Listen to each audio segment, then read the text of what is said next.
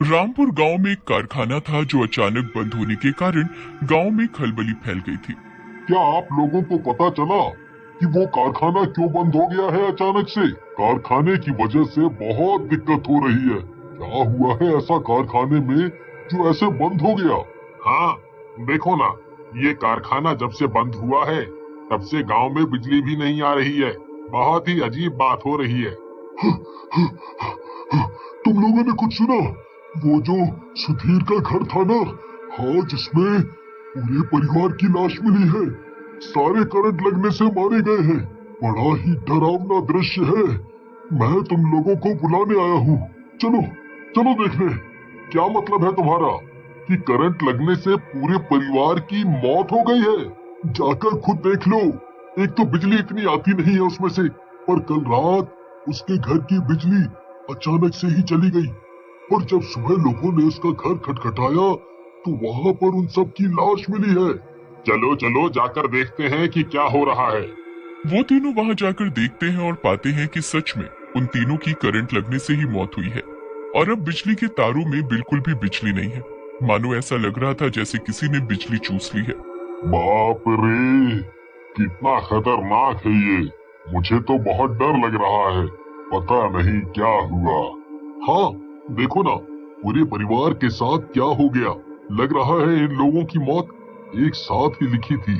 सब अपने अपने घर चले गए, पर अचानक से एक दिन वसीम के घर कुछ हरकत हुई। सुनो बेगम, आज खाने में क्या बनाया है? बहुत भूख लगी है, जल्दी से खाना ले आओ। लाती हूँ, 1 मिनट। आज कोरमा बनाए हैं, आपको बहुत पसंद है ना, इसलिए। तभी उनकी लाइट जलने बुझने लगती है।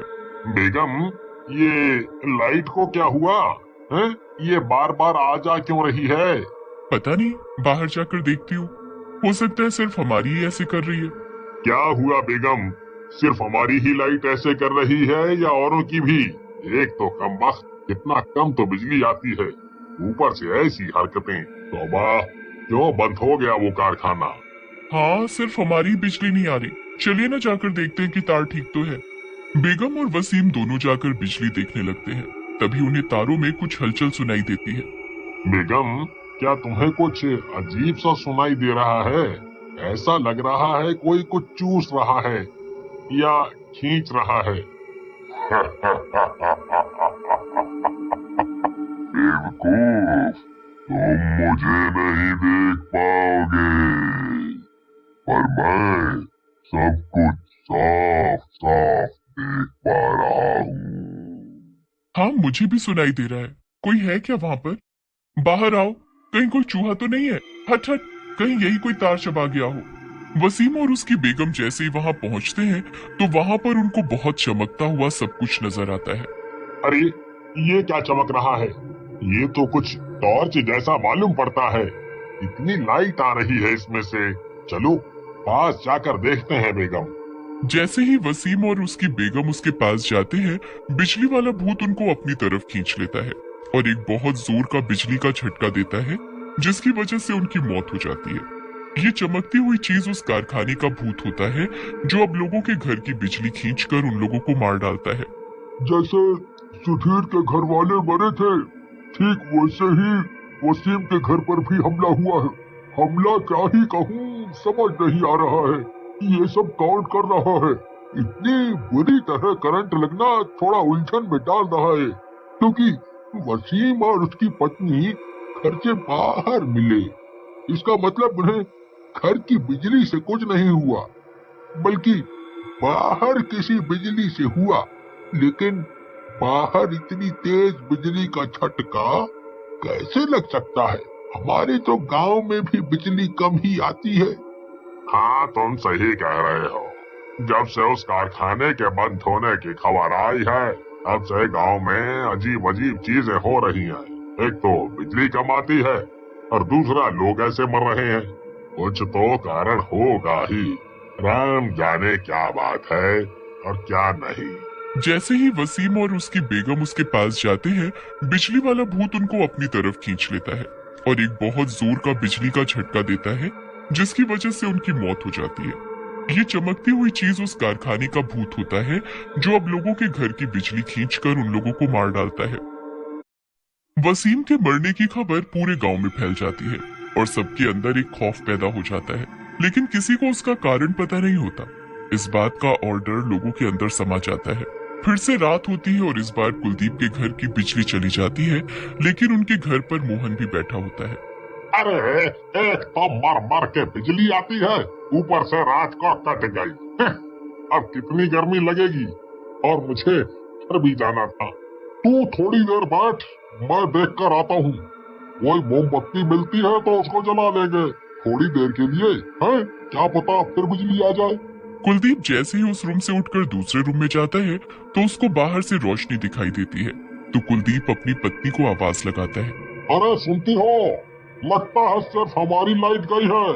मोहन को घर जाना है, नजारा देख कर आता हूँ बाहर कि क्या गड़बड़ हुई है।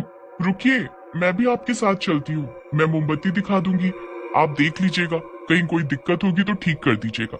एक साथ आप दोनों चीजें कैसे कर पाएंगे? मैं मोहन भाई साहब को बोल देती हूँ, वो यहीं बैठेंगे, तब तक हम दोनों बिजली ठीक करके आ जाएंगे।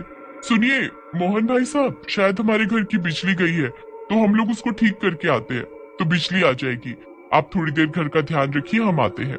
अरे भाभी जी, मैं साथ में चला जाता हूँ कुलदीप के, मैं दिखा दूंगा उसको मोमबत्ती, आप घर पे रुको। कुलदीप की पत्नी मोहन की बात मानकर घर पर रुक जाती है और कुलदीप और मोहन बिजली ठीक करने चले जाते हैं। तार तो सारी ठीक है, तो फिर बिजली क्यों नहीं आ रही? और बाकी लोगों की तो आ रही है। शायद वोल्टेज कम होगा, चल थोड़ी देर में आ जाएगी। अरे ये क्या है, और इतना क्यों चमक रहा है? वोल्टेज तो कम है फिर भी। मैं बिजली खींचने वाला भूत हूँ। अब तुम दोनों बाहर आए हो, मैं तुम्हें भी अपनी तरफ खींचकर मार डालूंगा। मोहन कुलदीप को भागने का इशारा करता है और दोनों भागने की कोशिश कर ही रहे होते हैं। तब तक बिजली का भूत उनको अपनी तरफ खींच लेता है और उनको करंट से मार डालता है। लेकिन इस बार उसको ऐसा करते हुए कुलदीप की बीवी देख लेती है। इसका मतलब यही है वो जो लोगों को मार रहा है। इसके करंट की वजह से लोग ऐसे बेदर्दी से लाश बने जा रहे हैं। वो चुपचाप रोते रोते अपने घर में छुपी रहती है और सुबह होने का इंतजार करती है। जैसे ही सुबह होती है, कुलदीप की पत्नी सबसे पहले गांव के मुखिया की तरफ जाती है और बोलती है, मुखिया जी, ये सब बिजली का काम नहीं बल्कि बिजली खींचने वाले भूत का काम है। न जाने वो कहां से आए हैं, लेकिन कल मैंने उसको कुलदीप और मोहन को मारते हुए देखा। वो बहुत खतरनाक है। कल रात उसने मेरे घर की बिजली काट दी, जिसकी वजह से मोहन और कुलदीप बाहर बिजली देखने गए तो वो भूत उनके सामने आ गया। उन लोगों ने भागने की कोशिश तो की, लेकिन उसने उनको अपनी तरफ खींच लिया, जिससे करंट लगने से उनकी मौत हो गई। शायद वो कारखाने वाला भूत होगा, जिसकी मौत कारखाने के बिजली खराब होने से हो गई थी। हाँ, उसी की वजह ही से तो कारखाना बंद हुआ था। शायद वही लोगों को ऐसी मौत देखकर खुश हो रहा है। अगर वो कोई बिजली वाला भूत है तो हम उसे कैसे रोक सकते हैं? हम उसका कुछ नहीं बिगाड़ सकते। क्यों नहीं कुछ बिगाड़ सकते?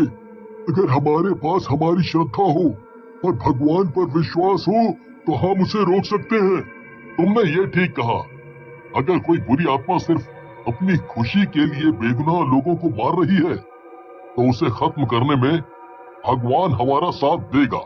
रोहन पंडित जी के पास जाकर उनसे उपाय जानता है। जब उसे करंट लग रहा था तब उसने एक लॉकेट पहन रखा था जो गिरते हुए तारों पर फंस गया। लॉकेट सोने का है और उस पर उसके नाम का पहला अक्षर है। इसे तोड़ने पर ही वह कमजोर हो जाएगा। बाद में उसके लॉकेट को तुम लोग तेजाब में डालकर गला देना। ठीक है पंडित जी, तो मैं अभी जाकर उसको ले आता हूँ। रोहन कारखाने के लिए निकल जाता है और लॉकेट लेकर गांव पहुंचता है। तभी एक गांव वाले की बिजली चली जाती है। वो सबको इकट्ठा करके बुला लेता है। जाकर कोई जल्दी से तेजाब ले आए ताकि मैं उस लॉकेट को तोड़कर इसी तेजाब में डालकर गला दूं। रोहन 3 बार उस मरने वाले का नाम लिखकर उसके लॉकेट को तोड़ देता है और उसे तेजाब में गला देता है। सभी के घर की लाइट आ जाती है और एक चिंगारी के साथ वो भूत वहां से गायब हो जाता है।